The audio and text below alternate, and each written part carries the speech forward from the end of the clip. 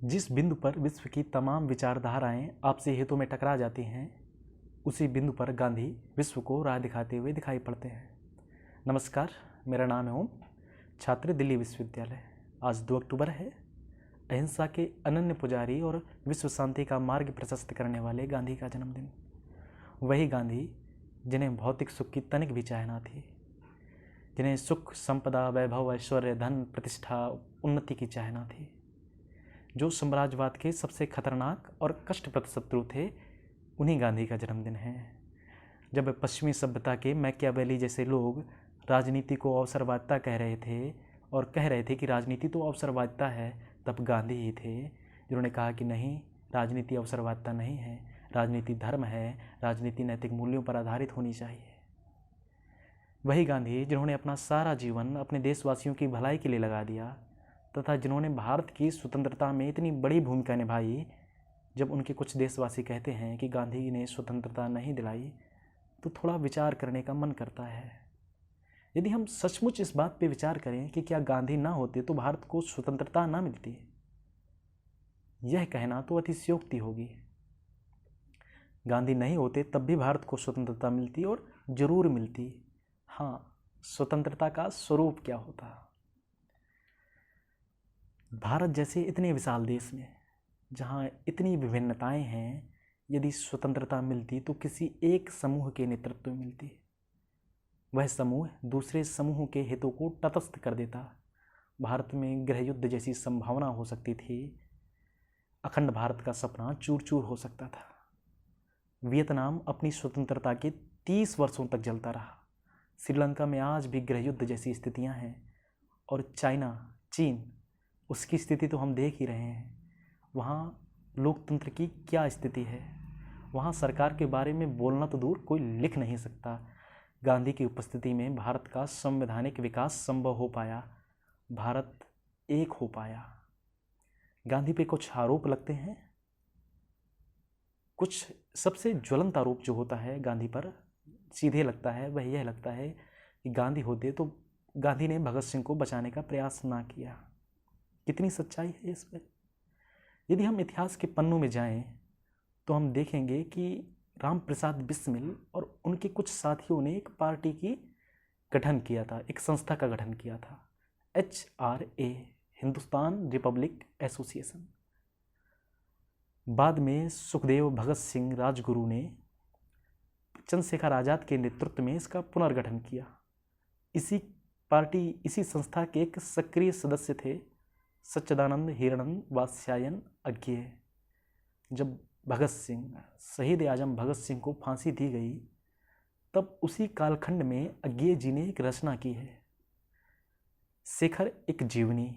उसमें वे लिखते हैं कि गांधी इरविन समझौता रद्द, गांधी की भिक्षा अस्वीकार्य। मतलब गांधी ने भगत सिंह को बचाने का प्रयास किया है।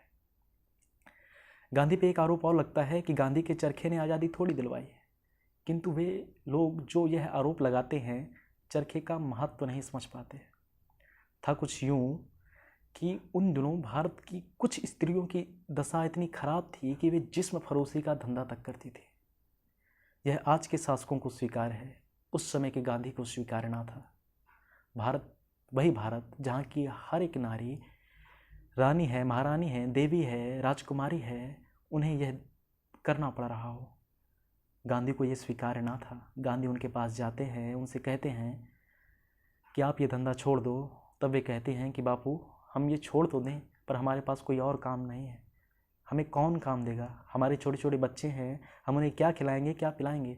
तब गांधी उनके हाथ में चरखा थमा देते हैं और कहते हैं कि चरखे से सूत काटो। दूसरी ओर स्वदेशी आंदोलन चलाते हैं, खादी को लोकप्रिय बनाते हैं, इन महिलाओं को रोजगार मिल जाता है, इनकी स्थिति सुधर जाती है।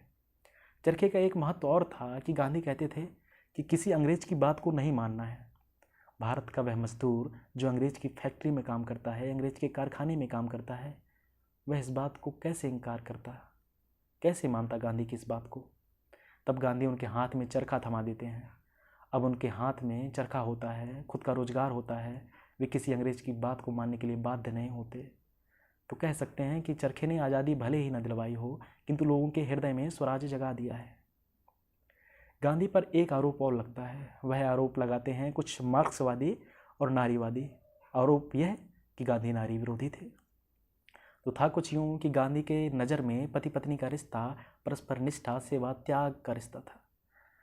आज के यौतनावादियों के लिए तो ये सारे मूल्य बकवास हैं। उन्हें तो कपड़े बदलने की तरह चाहिए, साथी बदलने की छूट। उन्हें पति पत्नी नहीं, सेक्स पार्टनर जैसे शब्द अच्छे लगते हैं। उन्हें भला गांधी क्या नारी प्रेम क्यों समझ में आता? नाथू गांधी क्या नहीं थे? जो राष्ट्रवाद के ठेकेदारों ने हमें बताया, गांधी वे तो नहीं थे। गांधी के बारे में हमें वे तो ना बताएं जो नाथूराम की वकालत करते हैं, क्योंकि बाद में यही लोग कुलदीप सिंह सेंगर की वकालत करते हैं, चिन्मय आनंद की वकालत करते हैं, आसाराम की वकालत करते हैं, राम रहीम की वकालत करते हैं। गांधी ये तो नहीं थे। गांधी ने कहा था कि प्रतिस्पर्धा नहीं, परस्पर सहयोग होना चाहिए। आज प्रतिस्पर्धा है, इसलिए लोग एक दूसरे को टांग खींच रहे हैं, एक दूसरे से ईर्ष्या भाव रखते हैं, एक दूसरे की उन्नति से जलते हैं। काश गांधी की बातों को हम मान लेते। तो अंत में तो यही कहेंगे कि गांधीवादी इतना आसान नहीं है ऐसा हो जाना। साहस और शक्ति का अलौकिक मिश्रण चाहिए ऐसा होने के लिए। धन्यवाद।